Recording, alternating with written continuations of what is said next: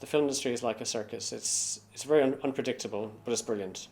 I don't want to know my future. I want the future to be always interesting, always different. So that's the main reason I work in this world. And I'm always looking for new exciting projects that are telling different stories and gives me the ability to express my creativity.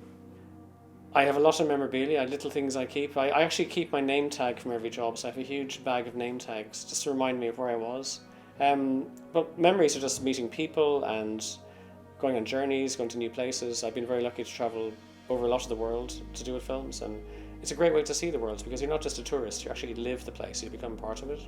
My family are from Ireland, and we have relations in the northwest of Ireland, a place called Donegal, which is a very beautiful place. It's like Scotland, like a mini Scotland. And we were there on a summer holiday once, and I saw a movie set. I didn't know it was a movie set at the time. I just saw something alien in the landscape, a building that wasn't there 2 weeks beforehand. And they'd built this amazing set of cottages and houses, and they looked absolutely real.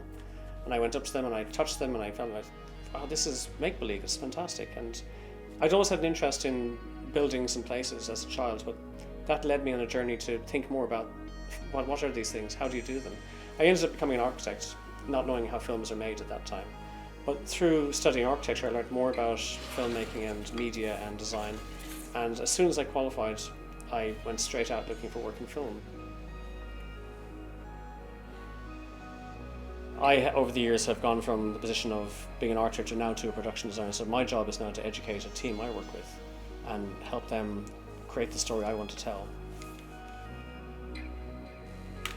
So in the process of production design, it's quite a varied field. So you have to research the script scenes, the architecture, the places, the type of buildings, the time period. I have an extensive library I refer to where I look into all the little details, the big details, whether it's a whole building, a street, a city, a state or a county. You really zoom at many different levels.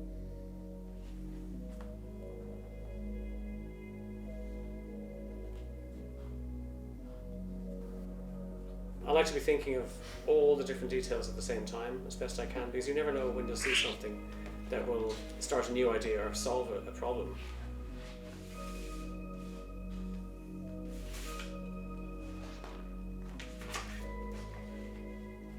Part of the detail of this process is the storyboards of the film. The storyboards are created from the script. They're the visual storytelling, almost like a comic strip. And they incorporate the actors, they incorporate the moments and the movements of the actors. And that helps me see exactly what the camera will see. I know I have to focus on a facade or a door or a window or what's called action vehicles like a car or a boat. And I can really focus on that element and research the details, research the patina, all the surfaces, and really make that object look as realistic as possible. It's very fulfilling when you get it right and when the audience has no idea that you've made that item.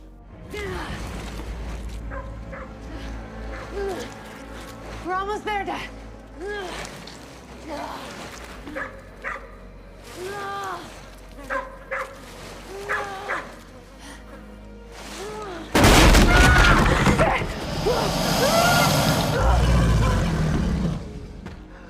Horror films are like a theatre set. They're generally one place, and a very detailed story takes place in that one environment. But they're also super detailed. It's like jewellery making or designed the tiniest little moments, because all the little, what we call the scare moments, are designed around amazing pieces of architecture or amazing environments. And I love that level of detail when you get so far into the story. Action!